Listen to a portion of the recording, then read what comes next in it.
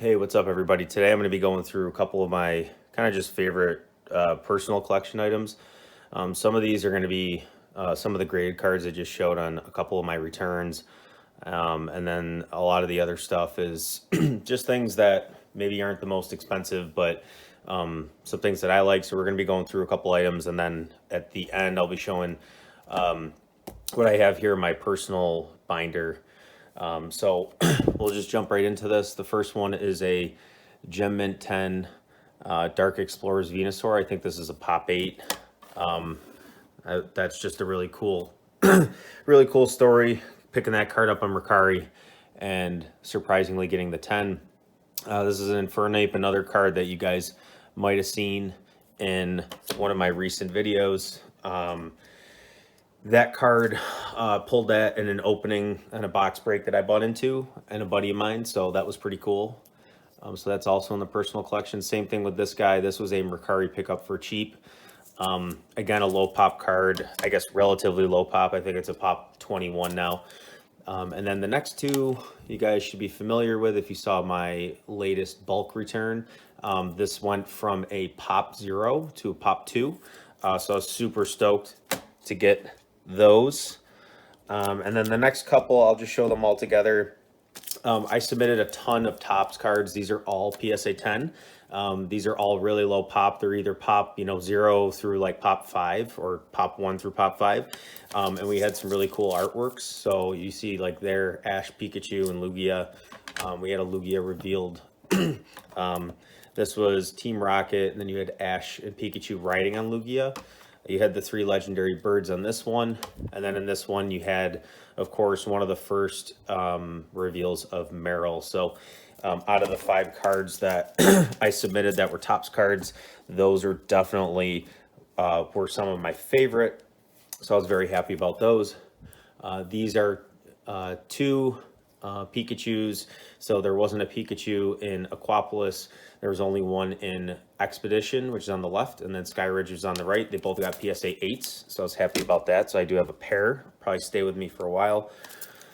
And then for the next card, I haven't decided what I want to do with this, but this is something that I think it was the economy return. I was able to get a PSA 1 for Gold Star Charizard. Again, in the same economy submission, I pulled this myself from Phantom Forces pack, ripped a lot of them, and actually that's where I received the Darkrai promos. Was out of a bunch of 3-pack blisters, and this card was in one of those packs. So this got the 9, and I was very happy about that because XY quality is just atrocious. And then I had in the recent bulk return 2 PSA 10 Gengars, one from Skyridge, non-hollow, and then the other one from Team Up. This card's been going up in value quite a bit lately with the whole Team Up set. So I was happy to get those back. 2 very, very iconic artworks, in my opinion. The next 2 cards, nothing crazy. I think that this is going to do really well long term. There's obviously just this one and then the Pop Series 5 print of this artwork. So I thought that this would be good to hold on to. And then this is by far my favorite Evolution alternate artwork. First of all, Jolteon's my favorite Evolution. And then if you include the artwork of him kind of jumping over the buildings in the city, this is just, when I pulled this from an Eevee Heroes booster box, I was like, that's by far my favorite. And then the next 2, this is a pair. The reason I graded this Espeon, I knew the condition wasn't the best, but you can see up here, it has a perfectly placed swirl right there. And I graded it to match this guy because look at the swirl placement on this one.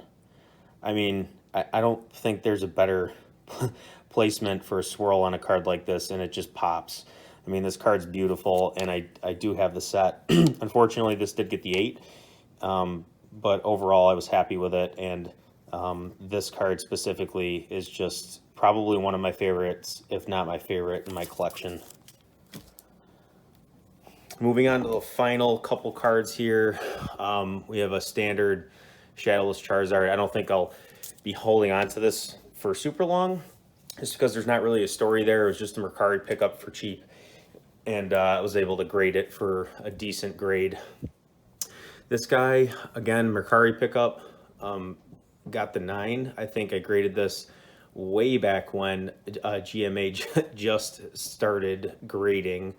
I think this came back in 8, and I was like, nope, no way. So I went ahead, submitted it to PSA, and it did get the 9. And in hindsight, shouldn't have been grading with GMA at all. Should have just been patient and graded with PSA. And then the final two, Call Legends is arguably one of my favorite and best sets of all time. Both of these guys, I graded myself and pulled myself.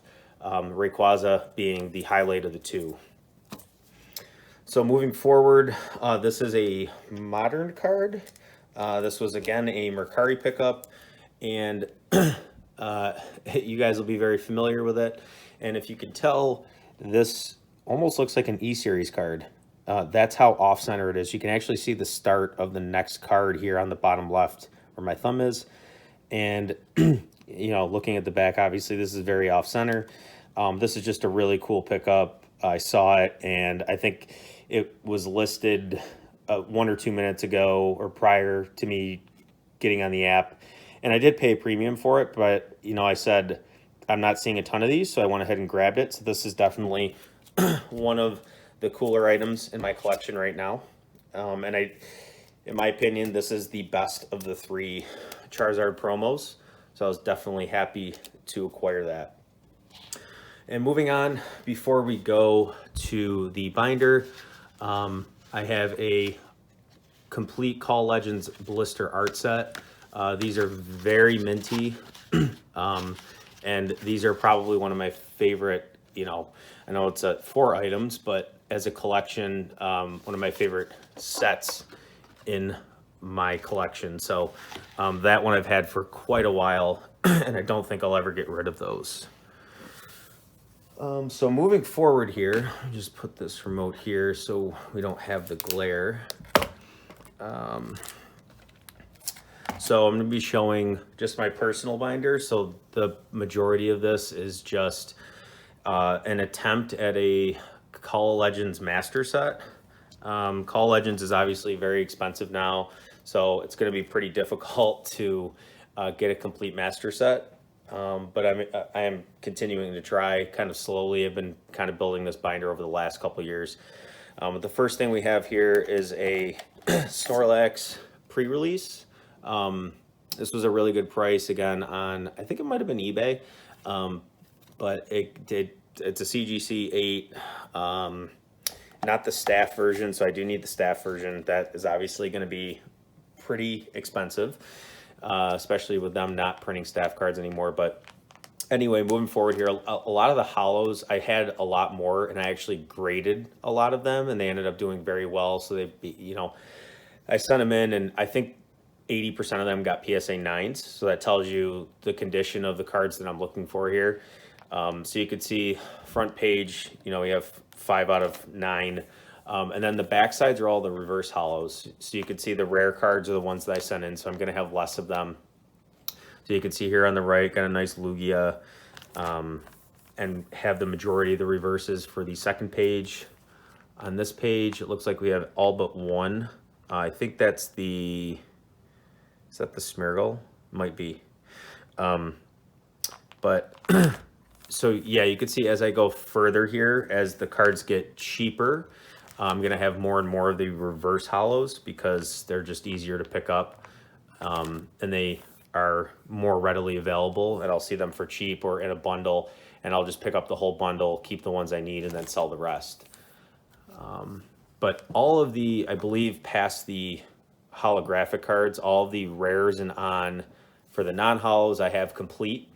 And then I think all of the uncommons and commons, except for a few, I have complete for the reverse slot. So here you can see I don't have the Cyndaquil. I think the Cyndaquil carries a good premium just because it's a starter. Here I have all the reverse hollows on this page. For this page, I have all the reverses as well. I got the Totodile and the the Vulpix. Then we start getting into the I want to call them Pokemon energies, I guess. You have the Celebi, Ho-Oh, Lugia energies, and then we get into the like Ampharos, Espeon, Sudowoodo, Umbreon, and Steelix. And then finally we get into the SLs. These are definitely potentially in more played condition, some of these. Some of them are lightly played, like the Entei I think is PSA 8-9 worthy, and then some of the other ones are damaged. And then this kind of moves into kind of the end here. I obviously, it's going to take me a little bit of time to find all the SLs that I need. And then you can see I have 2 raw pre-release Snorlaxes again, trying to find that final staff card. And then this just kind of moves into some extras that I have, some cards that I like. You can see a lot of Greninja promos, and this isn't even close to the extent of the Greninja promos that I have. I think I have about 50 of them. More than half are sealed. I just think it's a good play long term. You can see we have a Card-ass Gengar. It's a really good card. I didn't grade that one like I graded the Ditto because I think it's creased up in the top, but it's just such a cool artwork. I decided to keep it in the personal collection. And then moving on, you have a couple. These I acquired in a collection I purchased a long time ago. I think they're from like 1996 Topps Basketball or something like that. And growing up, I loved the movie Space Jam, so I decided to keep them. It's just a cool little, I think these were just like inserts you could get out of the packs. And then some of these cards, so like these in the bottom, the Zapdos, these are 1999-2000 prints. And then these 4 cards here are gold print Shadowless Airs. If you're not familiar, I think it's called an extra ink error, so you can see the borders are actually gold, where typically they would be like a yellow almost. So let me see if I can compare to the Shadowless Charizard. You can see that, I mean, kind of faintly, that there's a pretty distinct difference between the extra ink error and the regular Shadowless variant. So I had a couple of those I decided to keep. I do have a couple of Pikachus of those. I think they're just yellow cheeks, but I do have those as well. I don't think they've made their way into the binder yet. And then here I just have a bunch of Pop Series cards. I have a couple of the Pop Series 5 Popular Lugia, and then the 3 Legendary Dogs. I don't have the Blaziken from, what is that, Pop Series 1.